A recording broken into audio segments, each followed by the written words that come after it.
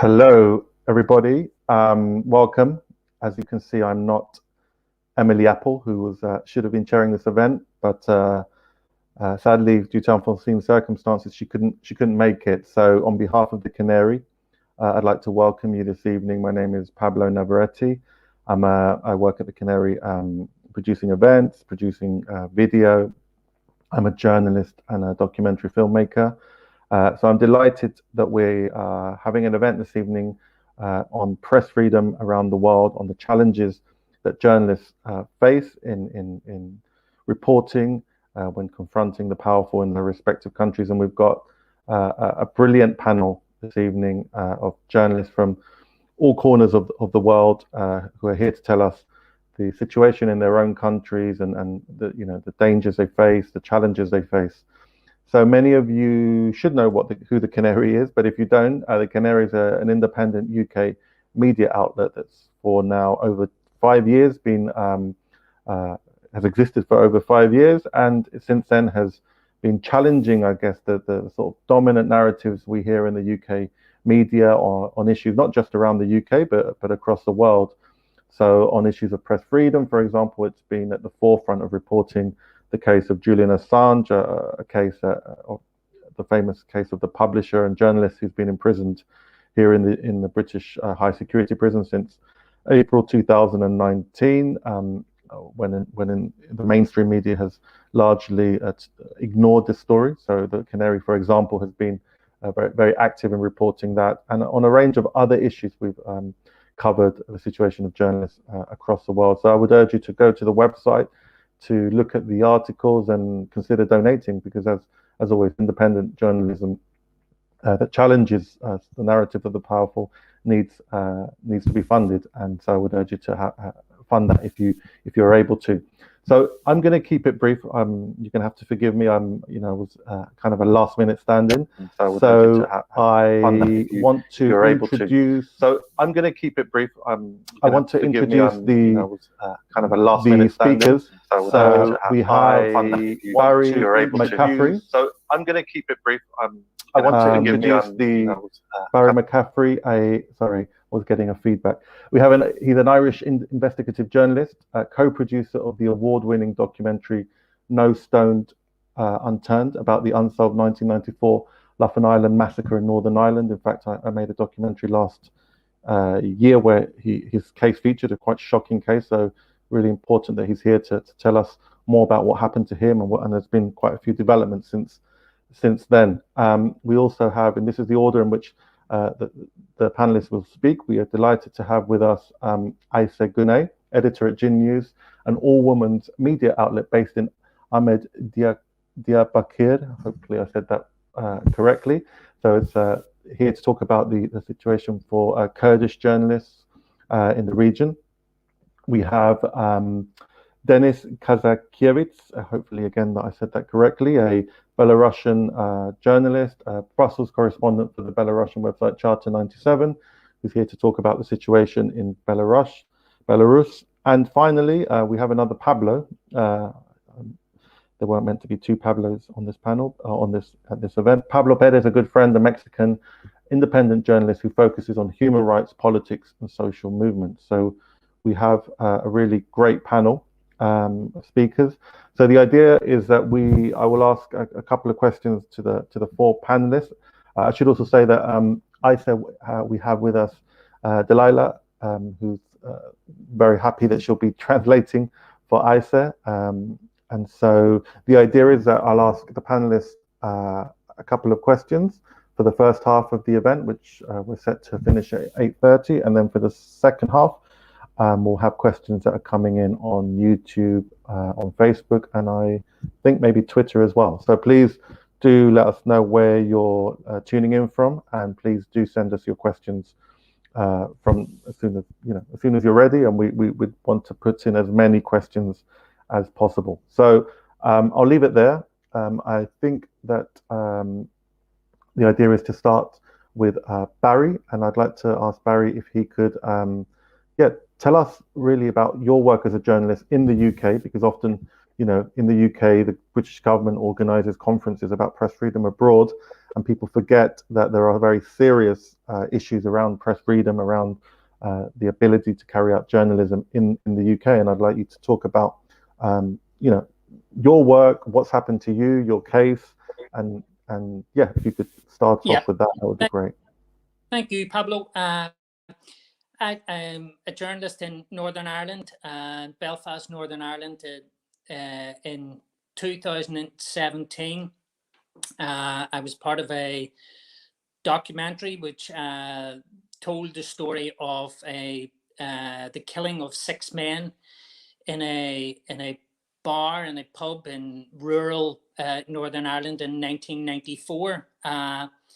And the documentary, which was directed by the New York director Ayse Güney,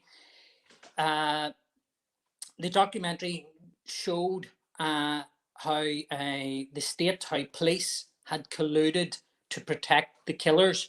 Now, we did this through the use of we had been leaked a police report which identified the killers and identified the failures in the original police investigation. The film was met with it premiered in New York. It had its London premiere. It was very successful in Northern Ireland. And that should have been it. We expected that with the revelations that the film contained from some of the detectives who were part of the murder investigation, and they made some serious and shocking revelations, and we expected that police here today in Northern Ireland would have investigated those allegations. But instead, what the police did was the police arrested Trevor Burney, the producer, and myself. And we were arrested on 31st of August 2018, 7 a.m., a knock at the door of our houses. We didn't know each other was being arrested. We were taken away. We were placed in police cells in the high security police station in downtown centre Belfast.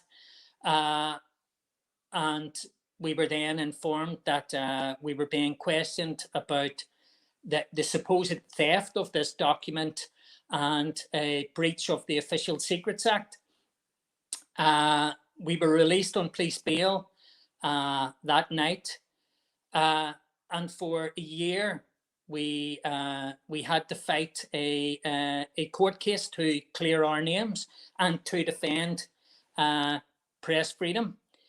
That case came to court in May 2019 in front of the most senior judges in Northern Ireland, the Lord Chief Justice, the most senior judge. And it wasn't, what became clear to us was it wasn't myself and Trevor who were on trial here. It was press freedom. It was the whole of the media, because if we had lost, there wouldn't have been a press freedom, because some government minister would have told what what the press could and couldn't say. The deputy prime minister at the time, David Lidington, he was represented in court. The police, the state's barristers announced in court that they not only did they attempt or want to use public interest immunity certificates, which would have withheld evidence, but they also tried or said that they intended to use a procedure called the closed material procedure, which was designed and established for ISIS and for terror groups. And CMP, that procedure would have meant, if they had have succeeded, would have meant that we wouldn't have been allowed into the hearings, myself or Trevor, or our legal teams wouldn't have been allowed into these hearings. And the court would have appointed a barrister, an advocate for us. But the advocate wouldn't have been allowed to speak to us, and we wouldn't have been allowed to speak to them. And it became clear that that's really how serious the situation was for us. You know, we were facing years in prison, and as I say, you know, the freedom of the press was on trial. What the police tried to say was, because we at all times adhere to the NUJ's, the National Union of Journalists, the Code of Conduct, the Code of Ethics, and police tried to say that by adhering to the NUJ Code of Conduct, that meant that we were likely to commit contempt of court. By protecting sources, which is, as journalists, which we have an obligation to do, police were trying to say that this was a contempt of court. That if we, by trying to protect sources, we were in contempt of court. And thankfully, and probably what was more important than our freedom, was that the courts ruled in our favour. And I'll read you the exact the judge's determination. The Lord Chief Justice said, "We reject that submission." This was the contempt of protecting of sources was in contempt of court. "We reject that submission because, if correct, it would completely undermine the important role that journalistic sources play in our democratic society." And thankfully, we were able to protect that. And the Lord Chief Justice here, not just in Northern Ireland, but for the whole of the UK, has now enshrined that protection in law. And to us, that is the most important aspect of our case. Thanks a lot, Barry. I mean, we could talk later, because I remember I only came across the case of yourself and Trevor Burney recently, and I definitely think it's a case that should have merited much more media attention, and perhaps we can discuss why. Maybe if you think my assessment is correct after. Yes. I'd like to move on to Ayse. So Ayse will be translated by Delilah. So Ayse, I would like to begin by asking if you could tell us about the work of the All Women Media Collective that you are part of. What is the kind of journalism that you do, and tell us a little bit. Tell the viewers who are perhaps not up to date with the latest what's going on in the Kurdish region. What the kind of forces at play are, and what are the challenges that you confront in trying to do journalism, that people have been trying to do journalism from that region. Ayşe, bize kendinden biraz bahseder misin? Senin bölge olarak değil de kendi başına yaşamış olduğun, ne yapıyorsun, hangi organizasyonu temsil ediyorsun ve kendi başına yaşadığın ve arkadaşlarının yaşadığı şeyler nelerdir? Öncelikle ben böyle bir çalışmanın içerisinde bize de yer verildiği için çok teşekkür ediyorum tüm emeği geçen arkadaşlara böyle bir buluşmayı sağladıkları için. First of all, I would like to thanks everyone for giving me this opportunity to speak here and being part of this event. Ben News Kadın Ajansı, bütün çalışanlarının kadın olduğu bir ajansın editörlüğünü üstleniyorum. Aynı zamanda Mezopotamya Kadın Gazeteciler Derneği'nin de sözcüsüyüm. Ben News Sorry, I am the editor of Jin News agency, and we are all women women journalists working for this agency, and I'm also the representative of Media News Agency.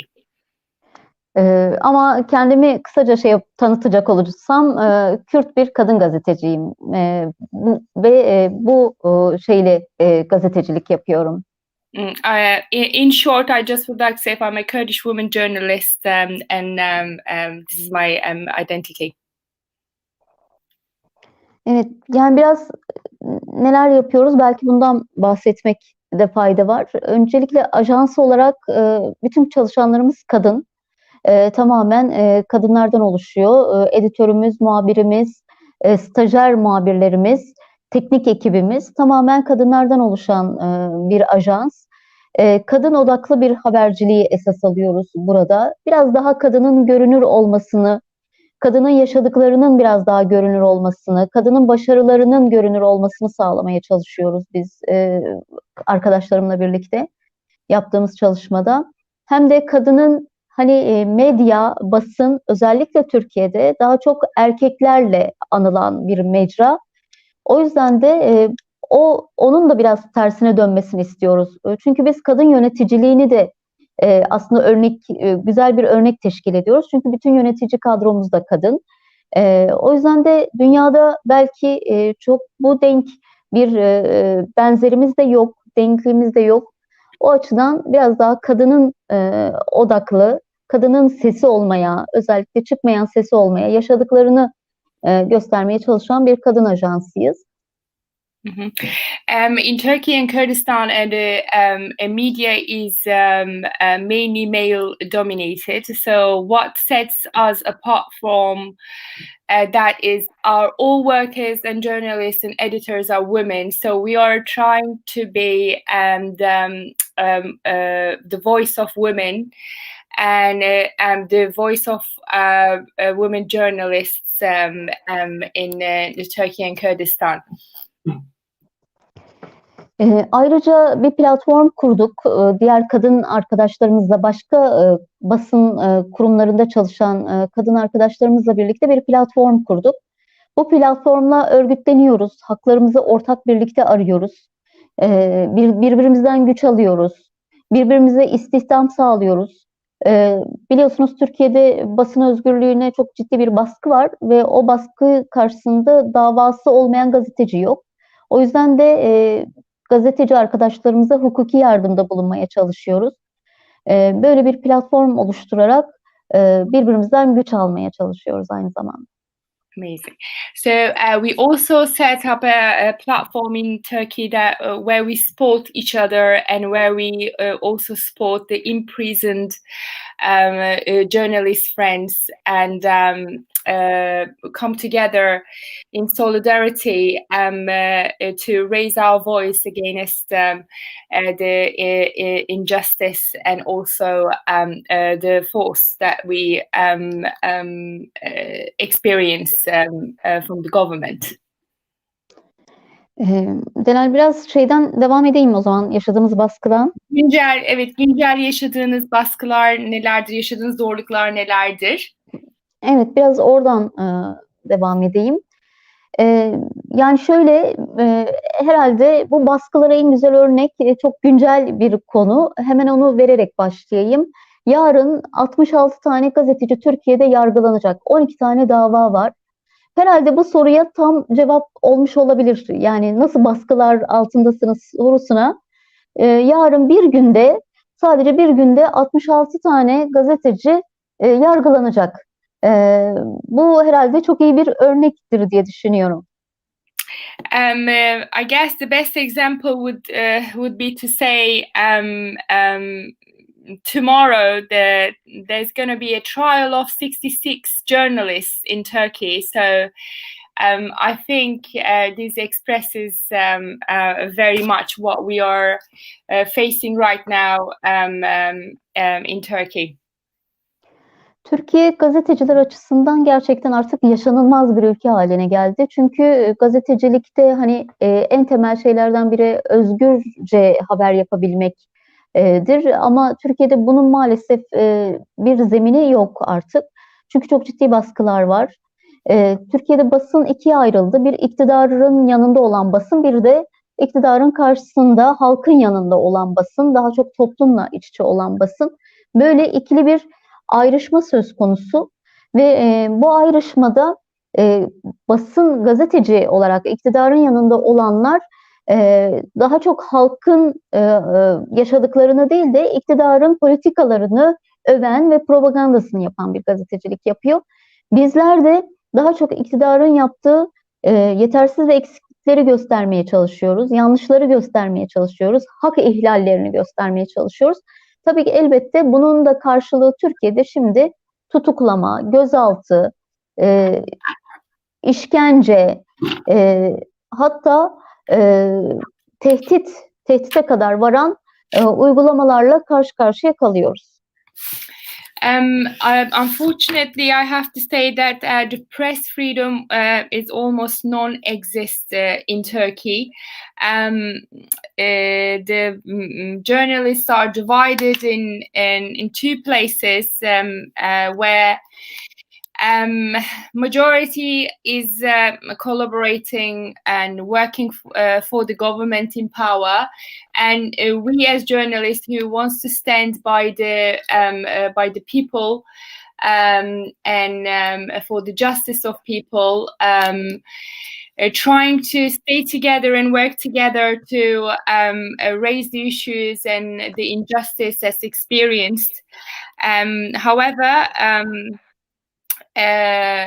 doing this, we are facing imprisonment and torture and all sorts of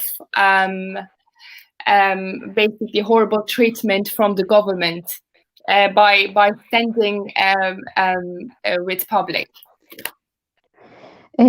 Bizim için Türkiye artık açık bir cezaevi gibi. Çünkü hepimizin davaları var. 90 gazeteci şu an Türkiye'de, bizim elimizdeki raporlamalarımıza göre 90 gazeteci Türkiye'de cezaevinde.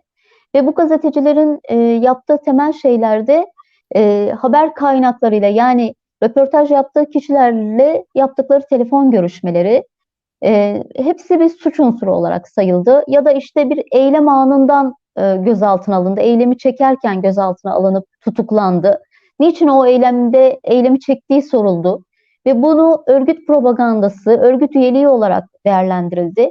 Yine evlerimiz basılarak gözaltına alındık. Neden kadın haberleri yapıyorsunuz gibi saçma sorulara maruz kaldık. Bunun yanında yine tecavüzle tehdit edilen, işte sizi tutuklarızla tehdit edilen, sizi öldürürüzle tehdit edilen alanda, sahada arkadaşlarımız da var. Özellikle kadın gazeteciler bu tarz durumlara çok daha maruz kalıyorlar. Elbette Türkiye'de genel bir baskı var gazeteciler üzerinde, ama Kürt gazeteciler üzerinde daha büyük ve daha ciddi bir baskı söz konusu. Çünkü biz Kürt gazeteciliği genellikle daha çok sokaktan haber yapıyoruz. Yani çok hani masa başı tabiri kullanılır gazetecilikte, Delal bunu çevirebileceğim mi bilmiyorum, ama bunun yerine daha çok alanda, sahada, yani sokakta, halkın yanında onların yaşadıklarını haberleştirmeye çalışıyoruz. Onların sesi olmaya çalışıyoruz. O yüzden de sürekli polisle, işte jandarmayla, askerle karşı karşıya kalıyoruz. İşte bundan kaynaklı da birçok alan bize yasaklanıyor. Köy, belde, yani ilçe yasaklı, buraya giremezsiniz deniyor. O yüzden de bu tarz baskılarda söz konusu.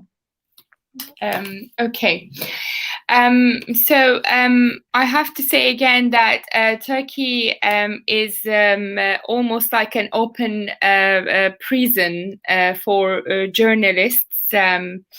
There are currently 90 journalists are in prison, arrested, and the only thing, simply the things that they have done is just simply demonstrations or interviews, simple things such as recording a demonstration or doing an interview. By also doing this, we are being threatened, especially women journalists are threatened by the police that they will be raped and they will be killed, that they shouldn't stand with public, and our houses are being raided, and we are really, while we're working, we are mainly with the public. We're working on the streets, basically. We are not sitting by our table at our desks. We are simply in the streets and trying to show what the public is experiencing. So Kurdish journalists are, especially due to the political climate, are under a massive horrible treatment, basically.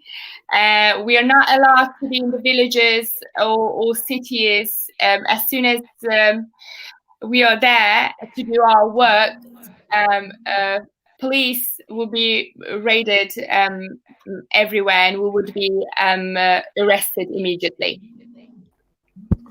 Thank you so much, Ayse, for sharing those initial thoughts. It does seem pretty shocking, the conditions in which journalists journalists in Turkey and Kurdish journalists are working. But the work of your collective sounds very important in that context. Now, just to remind people that we actively want you to send your comments, questions, primarily questions, via Twitter. I know we are going out on Twitter, the Canary's Twitter page, on the YouTube page, and on the Facebook page. So please do give us your thoughts, send us your thoughts. Also, to remind people that actually I recently, on the Canary's website, there are articles around the work of the Ayse's All Women Collective, and also the case of Barry and his colleague about the latest developments in that case. So do seek those out on the Canary website. I'd like to move now to Denis Kazakiewicz. Hopefully I said it better that time. Yeah. He was a Brussels correspondent for the Belarusian website Charter 97.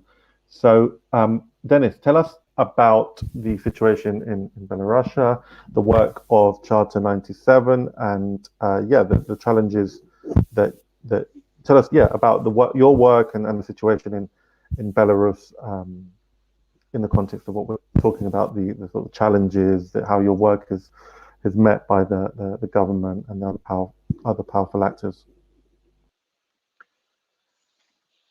So Belarus is ruled by the dictator since 1994, so times before the iPhone and Facebook and even probably Yahoo.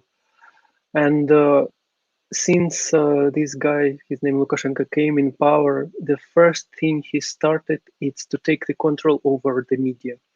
So there are no real and full media freedom in Belarus for decades. But what's going on now, it's really unprecedented. And what is happening in Belarus, if you want to take one takeaway message from today's presentation about Belarus, is that the regime in Belarus trying to annihilate, trying to destroy press freedom completely. It is the biggest crackdown on the press freedom in Belarus since the Stalin era, I would say. So regarding Charter 97, charter97.org is one of the biggest and one of the oldest independent independent news website in Belarus. We work for more than 20 years. And it is available in English, by the way. So if you're interested in news in Belarus, you're more than welcome to visit charter97.org. Lukashenko started his power by taking under his control TV channels and newspapers. Currently in Belarus, there are 0 independent TV, and there are 0 big newspapers which are meaningful in terms of the outreach for the larger audience. For some time, there was some space of the freedom in the internet, and Charter 97 was like one of the first to take advantage in the internet space, where there was a like limited, confined space where first very few people in Belarus used an internet, and Charter 97 was very successful over the time. As the popularity of internet was growing, then Charter 97 attracted more and more audience. We were literally one of the first, and then most websites appeared over the time. And by election 2010, the authorities in Belarus recognized that internet is becoming a major power player in the media landscape in Belarus. So unfortunately, our the guy who founded the website, Oleg Bibenin, he was found hanged in his house in 2010 under very suspicious circumstances, and his death was never investigated.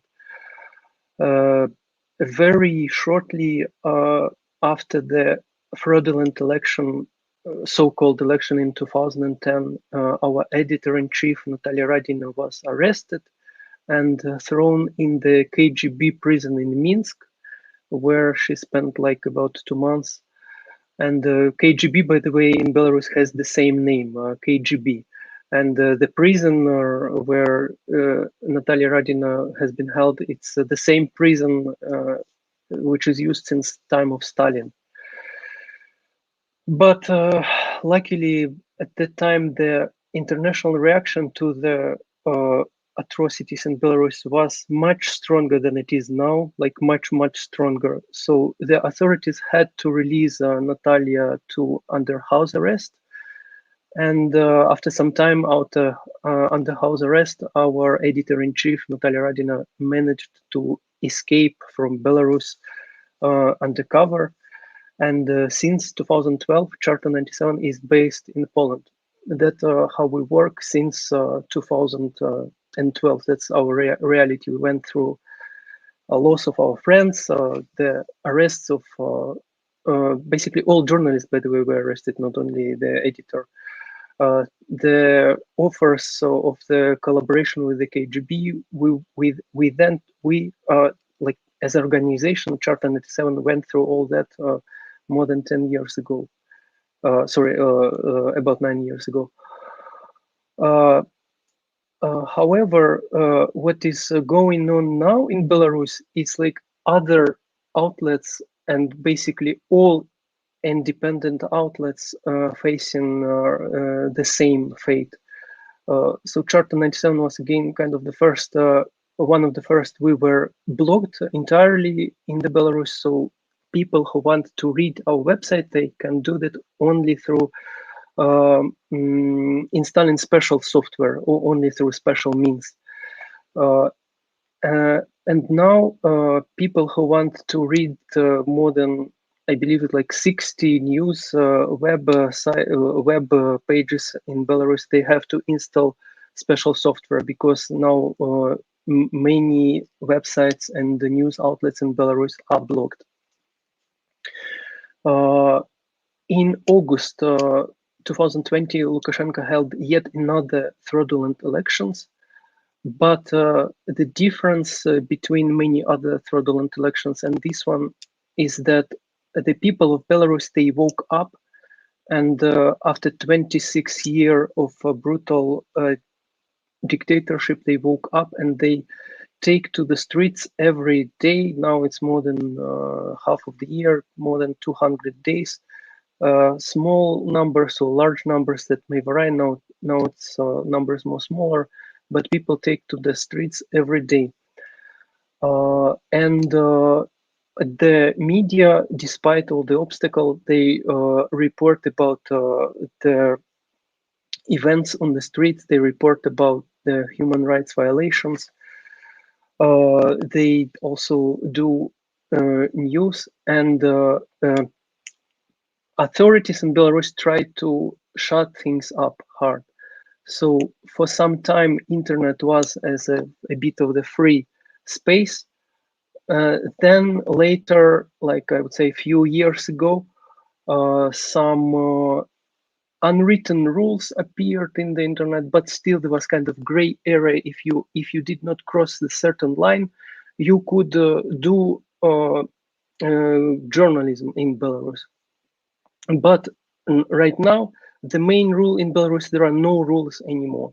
Since August this year, hundreds of journalists went through arrest. More than 100 of journalists were actually detained. Dozens of journalists and independent bloggers are right now in prison as we speak. Probably the bloggers, they deserve a special mention in Belarus. The authorities in Belarus, they try to control the media, and to some degree, they advanced in that direction. They even in internet, you can feel the influence of the authoritarian state in Belarusian internet, even in independent media through self-censorship. But what happened from starting more or less a year ago, a bunch of independent bloggers and local civil journalists, local independent guys just started to streaming, just started to make a small journalism themselves. And together they created a cloud of really independent source of information, which people of Belarus strive to get. So the bloggers became very, very successful in Belarus right before the election. And before the election, preemptively, and I'm not exaggerating this, basically all the most influential and independent bloggers who were at the country at that moment, they were arrested since June. So for more than half of the year, there people who defined the landscape in Belarus, they are the media landscape in Belarus, they are under arrest. Many journalists right now face criminal cases in Belarus.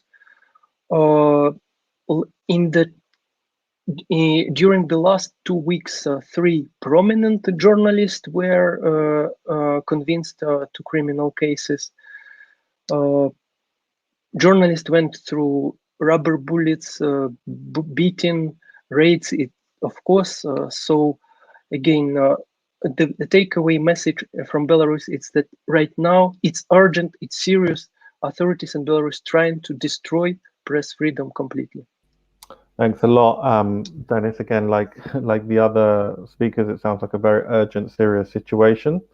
Perhaps after in the second round we can explore some associated issues, and perhaps talk about maybe some of the positives that the technology, maybe under COVID, even the conditions that we're living, have done for practicing journalism in your respective countries.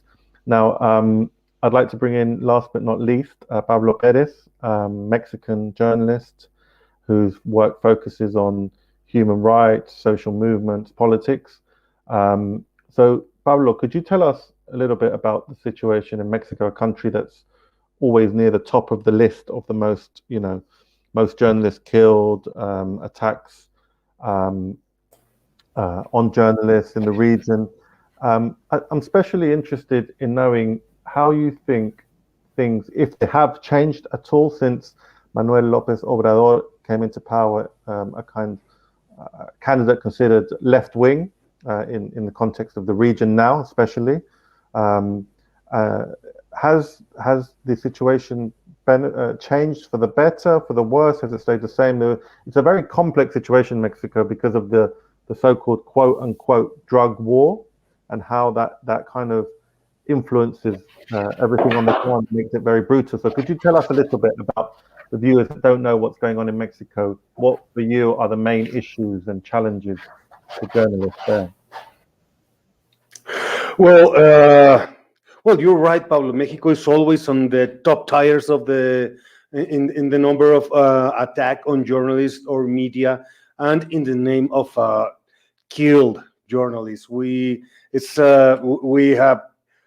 now use the term execution, and one of the biggest problems here is that, as you said, there's this so-called war on drugs that is it comes from the United States. The United States being the principal consumer of drugs, and Mexico being both producer and a way for all kinds of organized crime or crime organizations to get their products to the United States. And the other factor here that is making things worse is that Mexico is very big. It's a big and fragmented country. So just to put it in perspective, if you put Tijuana in the northernmost city, in the place where Dublin is, Cancun will be just over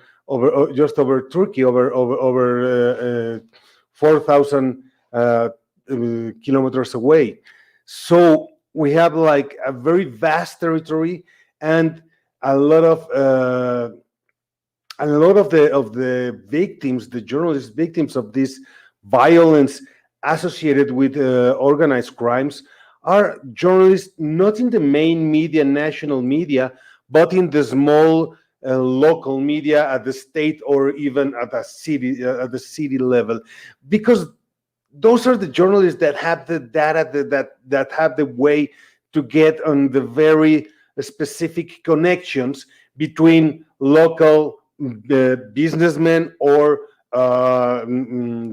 cartel leaders and local politicians. That's where most of the deals are being done. So for the last 10-15 years, the fastest way to silence a journalist in Mexico is kill him, and it has been done at an excessive rate.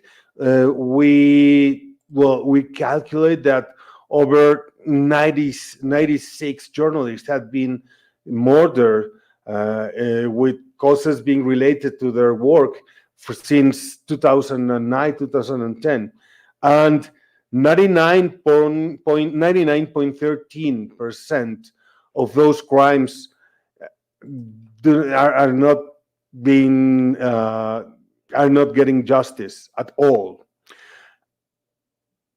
And well, that's one of the biggest problems and one of the biggest issues right now, that, as you said, we have a sort of new government. Finally, after 80 odd years, the government of Mexico did a turn to the left, somehow center left. And we have Andrés Manuel López Obrador as president and all his cabinet. He's saying that he's going to transform the country. And the problem is that of those crimes against journalists, none of them has been addressed, really. And there is a good example, and it happens just like in the case of the Ayotzinapa, which that's another great human rights violation that transcended frontiers from Mexico, is that it happens the same with the case of Lidia Cacho. Lidia Cacho is a journalist, a Mexican journalist from Cancun, and he uncovered a ring of pedophilia that involved like governors, state governors, big businessmen, and he was illegally detained and tortured by orders of one governor here in Mexico. It took 15 years. Until the court issued detention orders for that governor and a couple of businessmen that were involved in this pedophilic network. And it was like, okay, this is good. There's justice being done, delivered, late. But this is just one case, and it's a very emblematic case because Lydia Cacho published a book, and she is very well known in the national and international community, and she has the support of a lot of organizations. And then what happens if she has to wait for 15 years to get to see justice finally?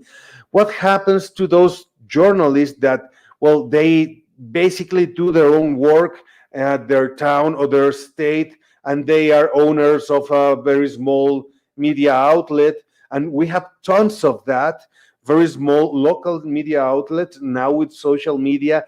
They're working pretty well, even better than in the printed era, but they are the most vulnerable, and they don't get to see justice at all. And that's one of the biggest complaints of about the violence against journalists on these times. Is like, okay, you're paying attention to the big names, to the people that made international waves, but all the other people, and most of the murdered journalists in Mexico are local journalists that work for local radio stations, local papers, or they have their own media, and they publish it in Facebook and Twitter and YouTube, and that's what they do. They are the most probable victims, and they are not getting justice no more under this government than in the past. So the situation is still really hard. We have over 4,000 aggressions against the liberty of press in Mexico in the last 10 years, and most of them are come from somebody on the local government, not the federals, but usually they are related to organized crimes, because our local government officers are the most closely related to the local crime cartels. So there's a difficult border distinguishing from which threat comes from the government, the state or city or town government, or comes from the drug cartel. So this is like the main problem, and it hasn't been addressed. It hasn't been addressed by the actual government. Thanks a lot, Pablo. I think it's really interesting, and maybe we'll come back to this in a bit, the idea that the national government perhaps doesn't have control over the security forces of such a vast country as Mexico. It's perhaps difficult for someone in the UK to understand that, for example, in London we have a mayor from the Labour Party, but the idea that the police in London would be almost would kind of not carry out a national policing plan of the national government is very sort of difficult to understand. Those enclaves of power and influence of competing political groups in a country such as Mexico, and how that kind of relates to accountability for the government is interesting. I think people are being a bit shy, the audience, in terms of questions, so we're gonna. It forces me to carry on and ask our panelists more questions. And I'd like to. We've heard a lot unfortunately, about the very difficult situation in all these countries, in the UK, in Turkey, in Kurdistan, in Belarus, and in Mexico. Now, I want to turn to Ayse and ask her about her experience of working in an all-women collective. How is that different from your experience of previously working perhaps in kind of with men and women. What are the benefits for you? What have you found has been positive about that? And also to ask about whether since the world has had to kind of transform its the way it works because of this pandemic, if you have found that there are any benefits to the journalism that you're carrying out under the new conditions. So those two questions, if Delilah could. Sure. Ayşe, kadınlarla, sadece kadınların olduğu bir organizasyonda çalışmanın ne gibi faydalarını görüyorsunuz? Bu birinci soru. İkincisi de pandemiyle birlikte pandemiden nasıl etkilendiniz? Pandeminin getirmiş olduğu avantaj ve dezavantajlar nelerdir? Öncelikle böyle erkekler çok böyle bizi anlayamıyor. O yüzden çok merak ediyorlar. En çok bu soru geliyor bize. Kadın ortamında herkesin kadın olduğu bir yerde çalışmak nasıl bir şey diye herkes bunu soruyor. Evet. Pablo da aynı şeyi merak etti sanırım. Evet. Daha önce çalışmış olduğunuz, o erkeklerle beraber çalışmış olduğunuz ortamlardan ne gibi farklılıklar görüyorsunuz? Evet. Şöyle özetleyebilirim ben bu durumu. Her şeyden önce bir kere kadınların bir aradalığı hem üretim açısından hem yaratıcılık açısından çok büyük bir artı bizim için. Çünkü biz bir arada fikir alışverişi yaparak hem cins bilincimizi, yani kadına olan bilincimizi geliştiriyoruz, hem de bu noktada neler yapılabilir? Biz sadece böyle hani sorunları ortaya koyalım, sorunları herkese gösterelim gibi bir habercilik yapmıyoruz. Aynı zamanda sorunları çözüm arayan da bir habercilik yapıyoruz. İşte tamamen kadın ortamı olmasının en büyük faydalarından biri bu. Çünkü çözüme odaklı. Nasıl bu sorunu çözebiliriz? Nasıl bu sorunun üstesinden gelebiliriz? Bunu da çok tartışıp konuşuyoruz. O yüzden de hem yaratıcılığımız, hem üretkenliğimiz, hem çözüm gücü olmamız açısından bir avantaj. İkincisi mesleki açıdan da rahat bir ortam her şeyden önce. Kadınlarla bir arada olmak çok güzel. Duygu paylaşımı da çok yüksek oluyor. En azından reflekslerimiz de birbirinden çok bağımsız olmuyor. Yani çok konuşmak zorunda değilim kendimi anlatabilmek için iş yerindeki birlikte çalıştığım arkadaşlarıma. O yüzden bu da çok büyük bir avantaj. Erkeklerle çalışırken kendini çok fazla yani saatlerce anlatmak zorunda kalıyorsun. Ona rağmen anlaşılamayabiliyorsun da, ama kadınlarla çalışmak bu anlamda da bir avantaj. Çok fazla anlatmak zorunda kalmıyorsun. Ortak birlikte yaşadığımız sorun ve sıkıntılar aynı. O yüzden de mesela bizim iş yerimizde birlikte çalışmak, mobbing yok yani. Mesela en çok basın alanında, medyada en çok maruz kalınan olaylardan biri bu. Emek sömürüsü yok. Ortak birlikte bir çalışma, birlikte kolektif bir çalışmayı ortaya koymaya çalışan, emek veren bir çaba sarf eden bir yapı var. Evet, peki. Önce bunu çevireceğim, sonra ikinci soruya geçeceğim. Tamam, evet. We feel as we all women working together, we feel that we are more productive and more creative since we continuously empower each other. And our approach is all how we can solve the problems. And since our emotions are quite mutual, we can share our emotions comfortably, and also our reactions are quite similar and very natural as well. And we feel that we don't have to express ourselves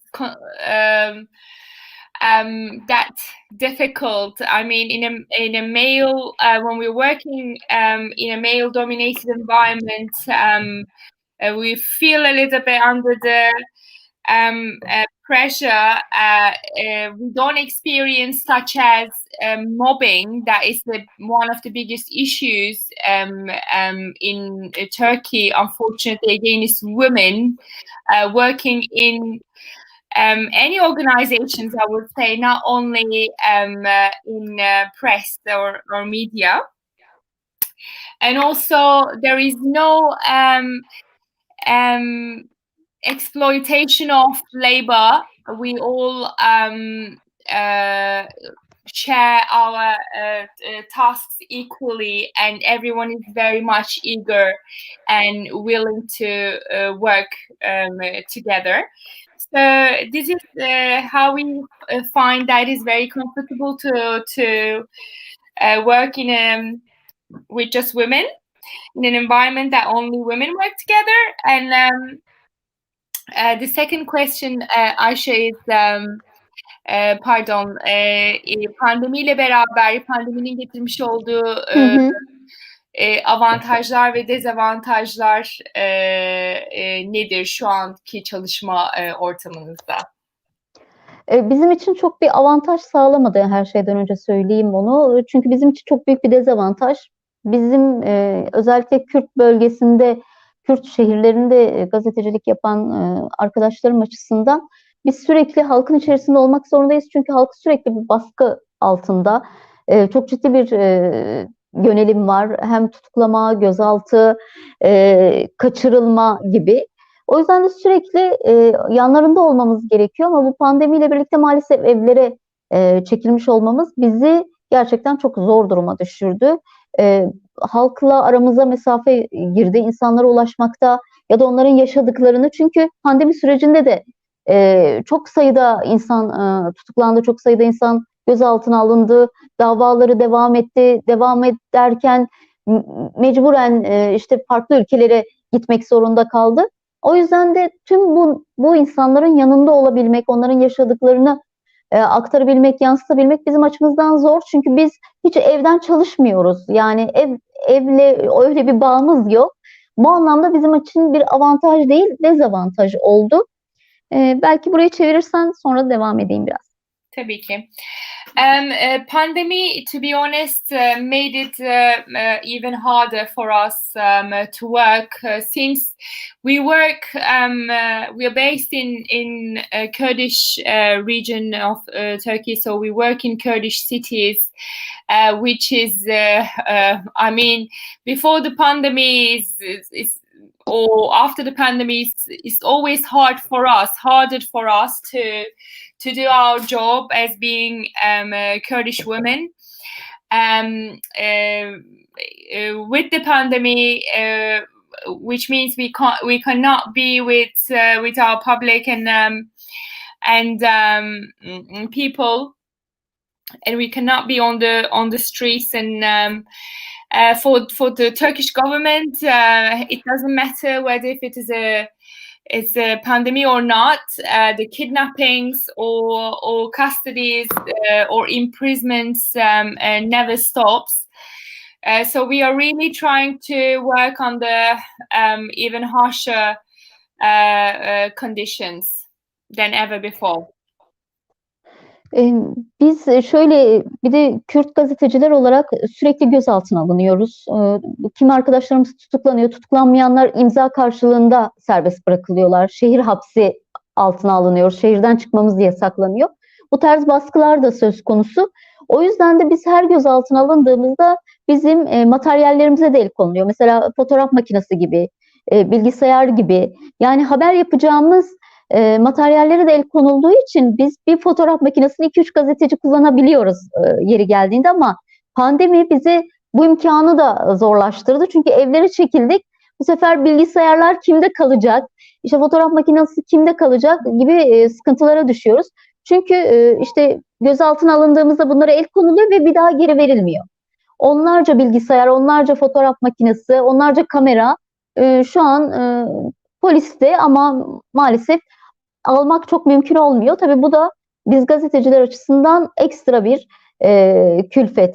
Aynı zamanda pandemide bir de tabii bizim aile yaşantılarımız da var, özel hayatlarımız da var. Böyle olduğunda eve kapanmış olmak kadının açısından bir iş yükü daha doğuruyor. İşte evli olan arkadaşlarımızın çocukları var. Çocukları olmayanın ev sorumlulukları üstüne binmiş oluyor. O yüzden de kadın olarak iş yükü daha da çok artmış oldu. O yüzden de hem psikolojik olarak bir süreç yaşadık, zorlanan bir süreç yaşadık. Hem ekonomik olarak da zorlanan bir süreç yaşadık. Çünkü pandemi sürecinde Türkiye'de ciddi bir ekonomik kriz de derinleşti. Çünkü daha önce de vardı ama şimdi daha da büyüdü. Bu büyüyen ekonomik krizle birlikte birçok arkadaşımız da işsiz kaldı maalesef. İşten çıkartmalar oldu. Ya da işte ücretsiz izne ayrılma gibi bir durumla karşı karşıya kaldılar. O yüzden de hani gazeteci arkadaşlarımızın büyük bir bölümü de bu şekilde ciddi bir zorlukla karşı karşıya kaldı. Yine freelance yani tek başına çalışan arkadaşlarımız vardı, bağımsız olarak çalışan arkadaşlarımız vardı. Bu arkadaşlarımız habere ulaşmakta bizden daha zorluk çektiler. O yüzden de bu haber yapamayınca ekonomik olarak da çok ciddi sıkıntı ve zorluklar yaşandı tabii ki. Okay. So with the pandemic, as I mentioned before, as Kurdish women journalists, we also are facing all this pressure with the government, not only the pressure from the government and all that harassments.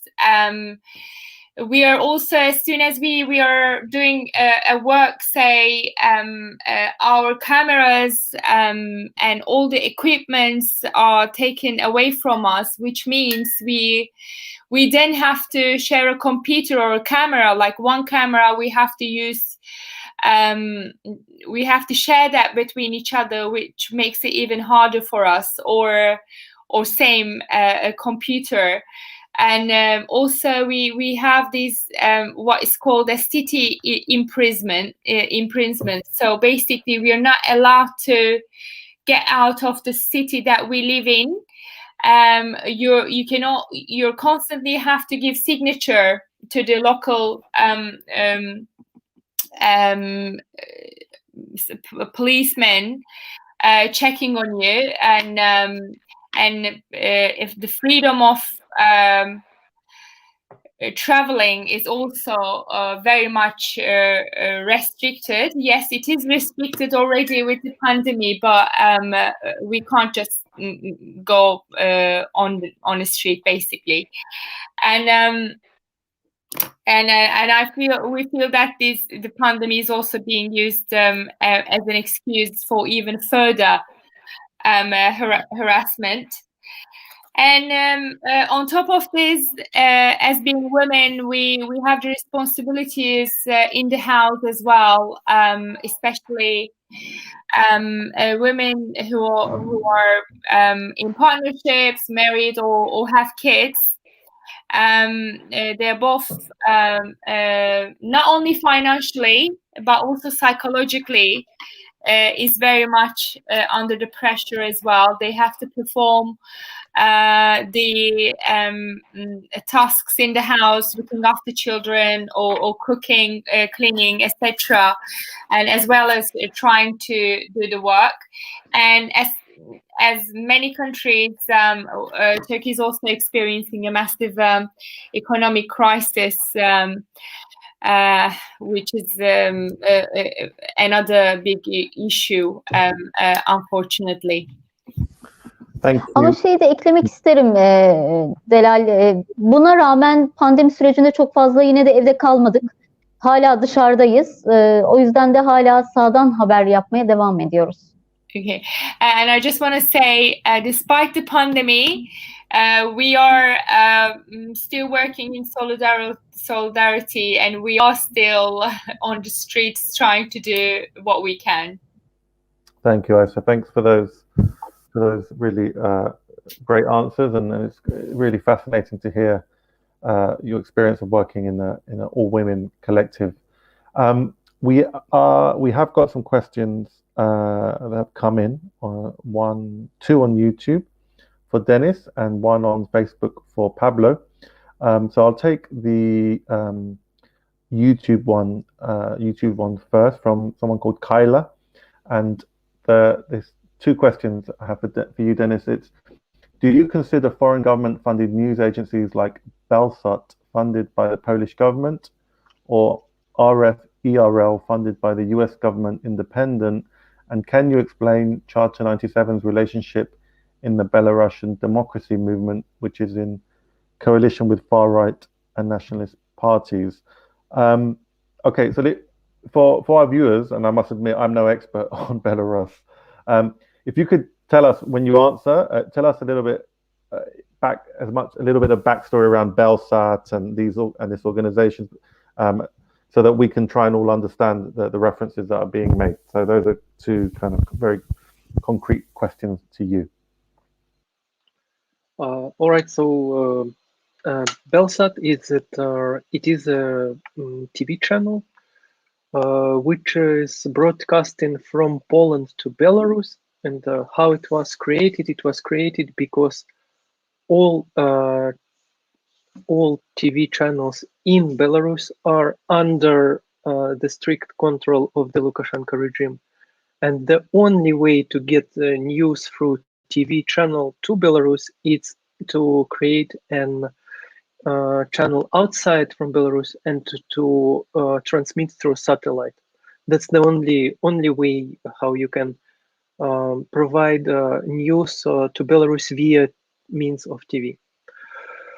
So that's the Belsat is indeed the TV channel which is funded by Polish government, primarily, to my knowledge. Though my understanding, they do have some outside grants, and this is transparent.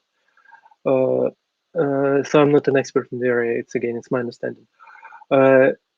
RFE-RL, it's the worldwide network of the radio stations and the website, which is targeted mainly in countries which are undemocratic or have, at least in the best case, some issues with democracy.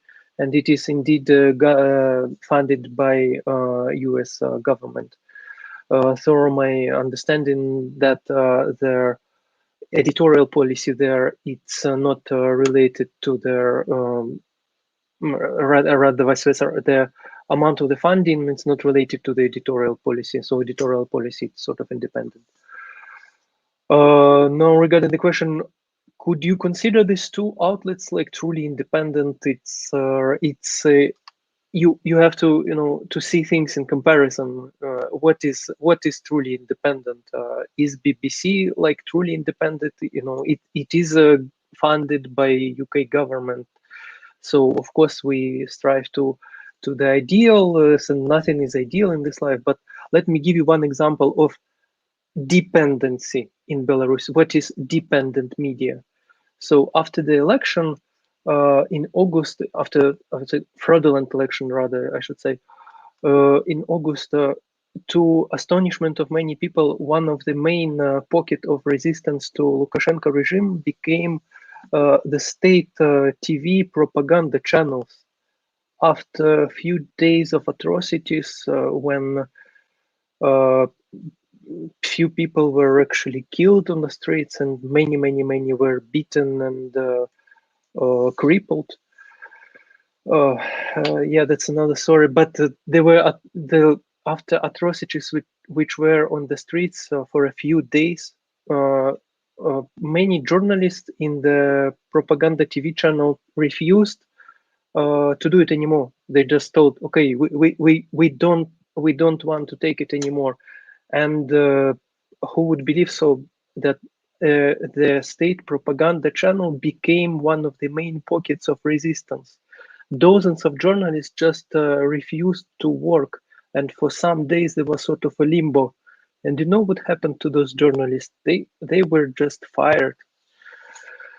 That's it. They gone like nobody cares about the rule of law or something like that, or and how the TV channels survived is just they brought the replacement from Russia. So Putin gave arm to Lukashenko in the case of the dire need, and the state TV propaganda channel could continue as they continued. A bit later, like month later, more in the autumn, like September, October, two main quote unquote instigators of this journalist protest in the propaganda channels were arrested. They were thrown in jail, and they were forced to make like a video of confession. It's like classic hostages video when you denounce your erroneous, behavior. You call not to go on the streets, so things like that. So I would argue that state propaganda TV channels are dependent, and that's like the perfect scenario of complete dependency from the state.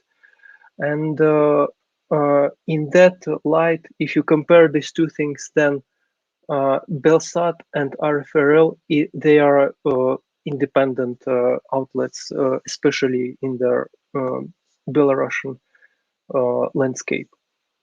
And so, with regard yeah. to the second question, charter97.org, yeah, I'll try to be brief. Charter97.org, it started as more than 20 years ago as a joint declaration of the all pro-democracy movement in Belarus. So it's about an agreement. It's not about far right or far or what was nationalist parties. No, it's just Charter 97. It's stemming. It has a. It was inspired by the Charter 77, Czechoslovak famous Charter 77, and Charter 97. Behind Charter 97, it's democratic values. It's not the far right or nationalist thing. It's about the democratic values, and more generally in Belarus, there is no far right and national. There is no spectrum of the parties right now in Belarus. There is a confrontation. There is a people against the dictator. It's as simple as that. If you for freedom for political prisoners, if you for new elections without Lukashenko, you are on one side. If you support Lukashenko, if you support the lawlessness by the regime, you are on the other side. It is simple as that. Charter 97, it's the side of the freedom for political prisoners, new elections, rule of law, and democratic values. Thanks a lot, Dennis. I see Kyla has responded on YouTube. So, I mean, rather than kind of going back and forth now, I think the issue has been covered from both sides. So thank you for your really comprehensive answer. Before I bring in the question that's come in from Facebook to Pablo, I want to bring in actually Barry. I said earlier that that I kind of come across the case of yourself and your colleague Trevor Burney relatively recently, and I was shocked. Perhaps my own fault that I hadn't come across it before. It was actually the former NUJ president who I was interviewing who made me aware of it, and in fact he lent me an interview he'd done with yourself, which I used in this documentary. Do you think? I guess my question is: do you think that the British UK media covered what happened to yourself and to Trevor, gave it, with the seriousness, with the gravity that they should have? Was it covered sufficiently in your mind? And I guess related to that is, do you feel that perhaps sometimes in the UK we are very quick to pontificate? I mean, our government, they organized a big conference in August 2019 on media freedom, where London and I think the Canadian government and the UK government were the hosts of this big media conference, and we had Julian Assange in a jail in Belmarsh, facing 175 years in a US supermax. Do you feel sometimes that we, even journalists, sometimes underplay the seriousness of the challenges facing journalists here in the UK? Yeah, Pablo. I think myself and Trevor believe that if journalists had have been, if we had have been in London or Glasgow or Dublin, and we had have been arrested, the media uproar, would have been massive, because it was Belfast and because people saw this is the Troubles. People just turn off. because we were a small independent company, you know, I was working for the BBC on the in the BBC on the day of my arrest. You know, when the police stripped me and took all my possessions, they had my BBC pass, and they didn't go and they didn't raid, my desk in the BBC.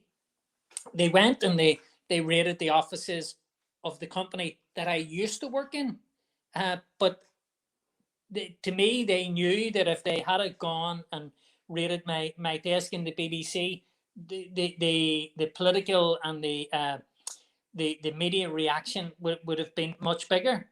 You know, when they're stripping me in the police station and they're taking all my possessions, my BBC lanyards there, you know. And I think they knew the repercussions. I think they knew what they could do. I don't think they we to be honest, we myself and Trevor got more support outside of Northern Ireland than, you know, we got more support in America and around the world than we did through many mainstream media organizations and institutions at home.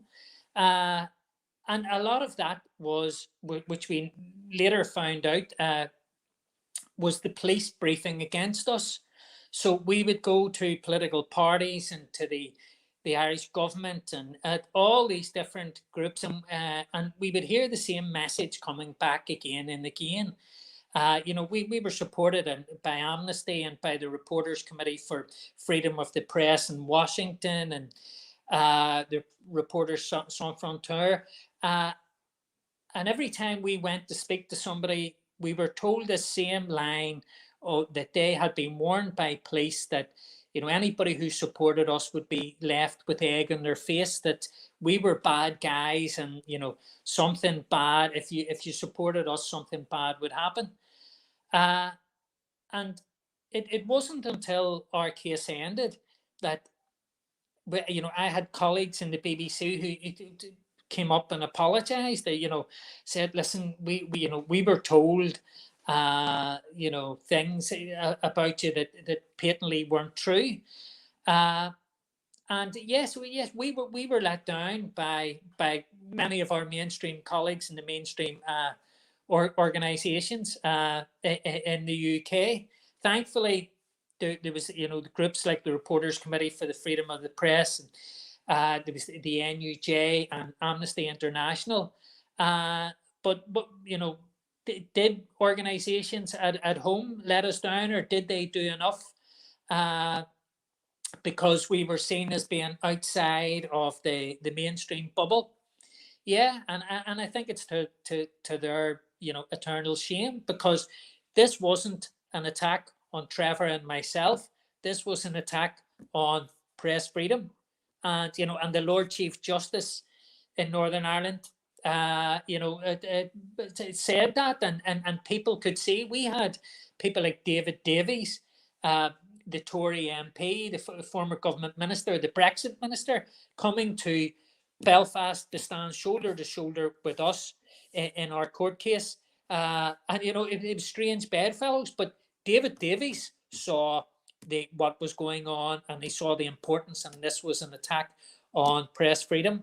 But a lot of the mainstream media, you know, in Belfast, totally ignored it, and I think that's to their shame, not to David Davies or the other people who did support us.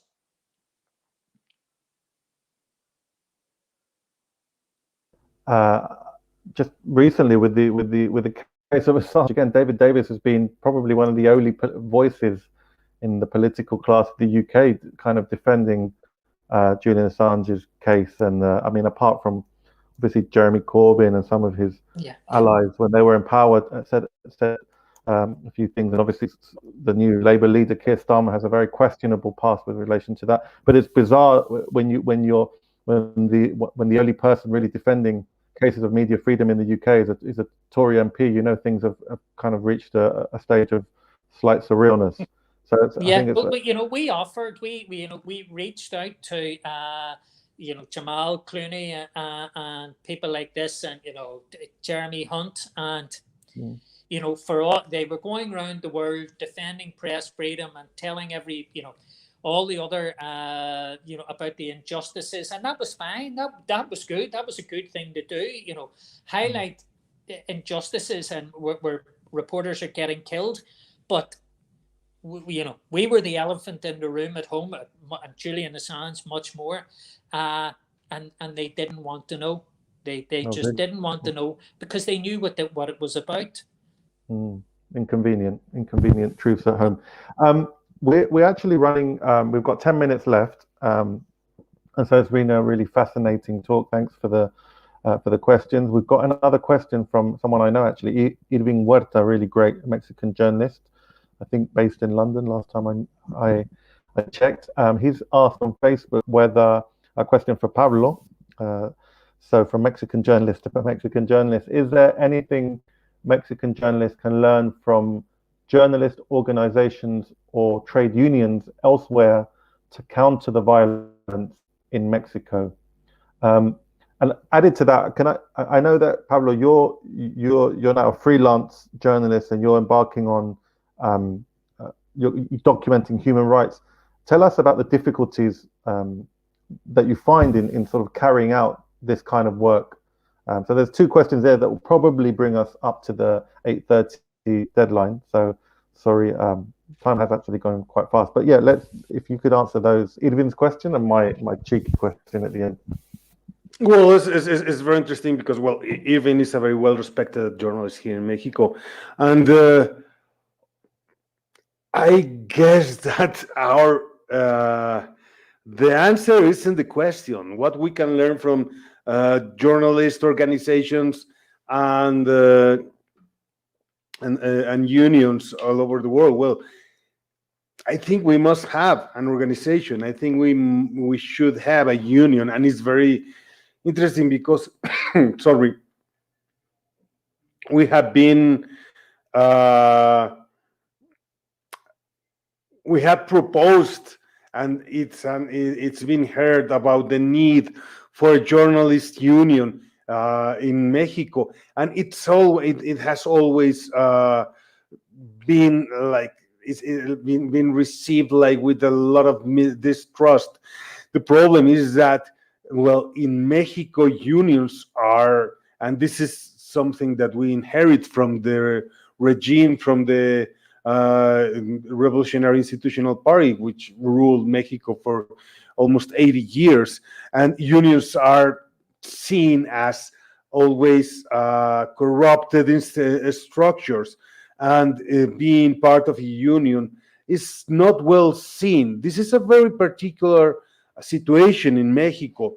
So every time since I have memory for the last 15 years that somebody says, oh, we should form a national union so we can have this kind of leverage, it never amounts to anything. It has not been done, and we are as I told you, we're in a very wide territory, and we are very different among ourselves, and so I guess that's the answer. I still think we need a union, a strong union that has a voice, that can raise its voice for all journalists, even the ones working in the smaller towns all over the country. And that in this particular moment is very difficult because there's a lot of divisionism, even among journalists, but mostly in Mexico. And let's not forget that one of the things that has shaped these last 2 years, going back to the first question, is that how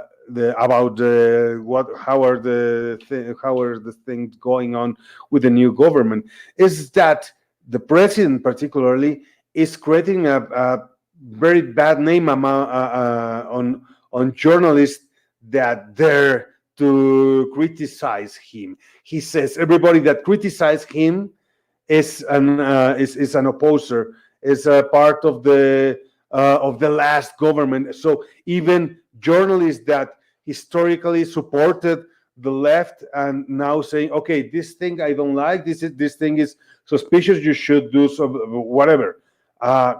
Everything that is not putting him on a good light is automatically classified as opposition, as the far right, and so these divisions transcend even in the among journalists, and it's very, very difficult to imagine a way to create this utopian union of Mexican journalists that I think it's like really, really, really needed.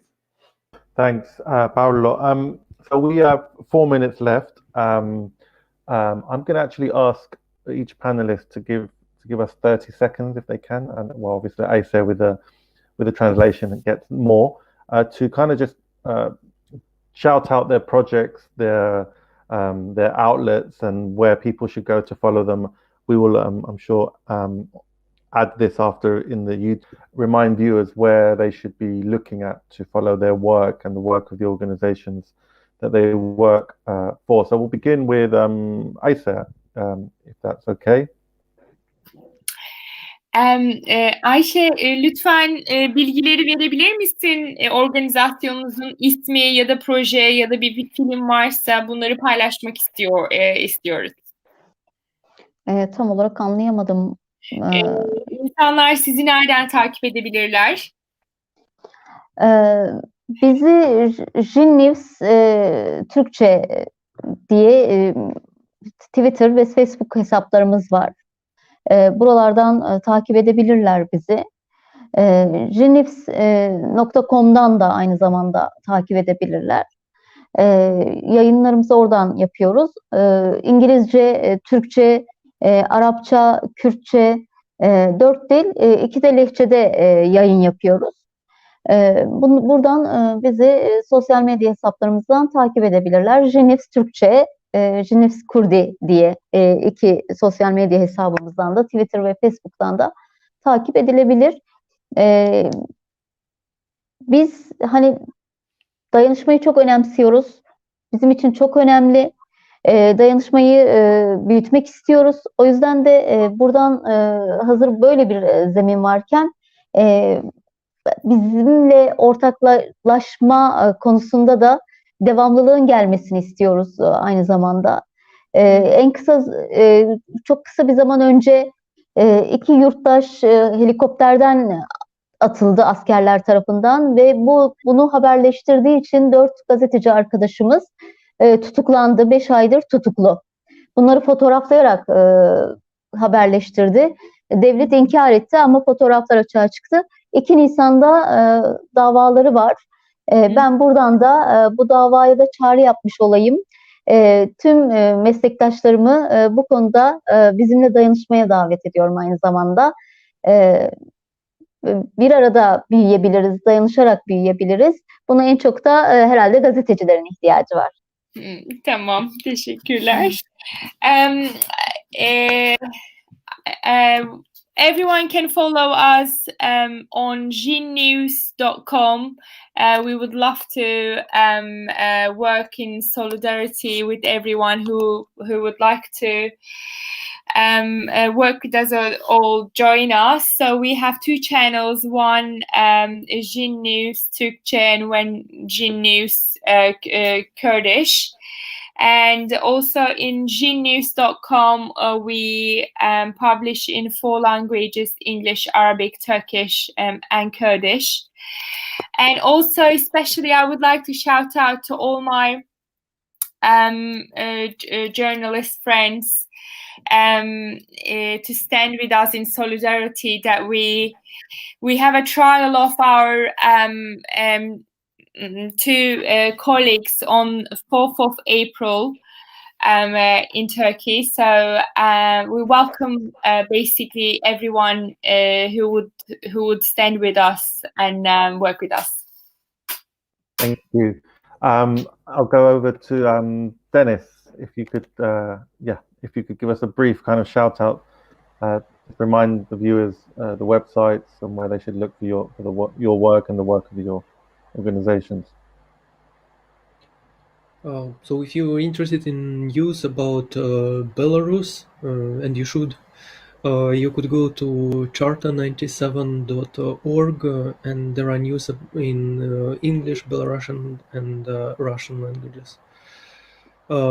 There is also a donate button in the bottom of each article, and more generally, I urge you all, please pay attention to Belarus. Call your representative, ask them to take action. It's urgent, it's serious.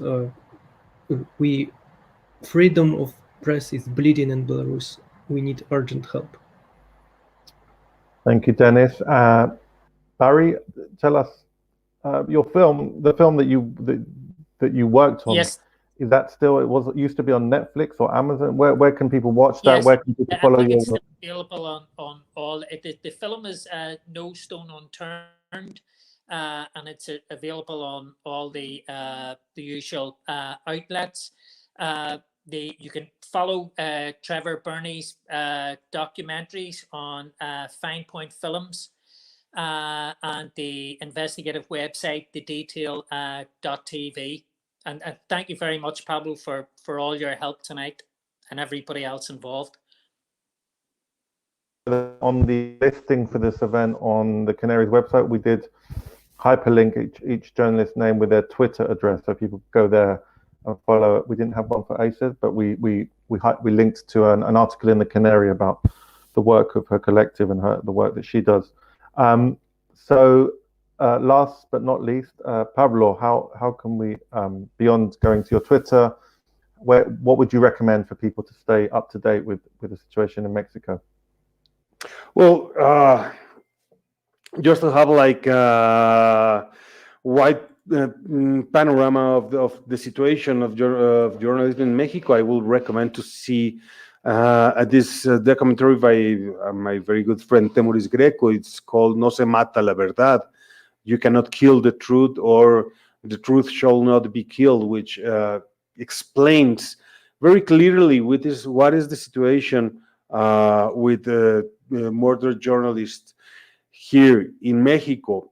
And well, following the news in Mexico is very important. And thinking this is a very complex situation, and most of the people, the most endangered ones, the journalists in Mexico, are working with like minimum tools, with very little salaries, and they are doing this because we think that truth should be out there, even with the pressure from the cartels or the local governments or even the president. So I will recommend that you pay attention to what happens to Mexico, and not everything that is related with our vicinity with the States is relevant. We have a lot of stuff going on,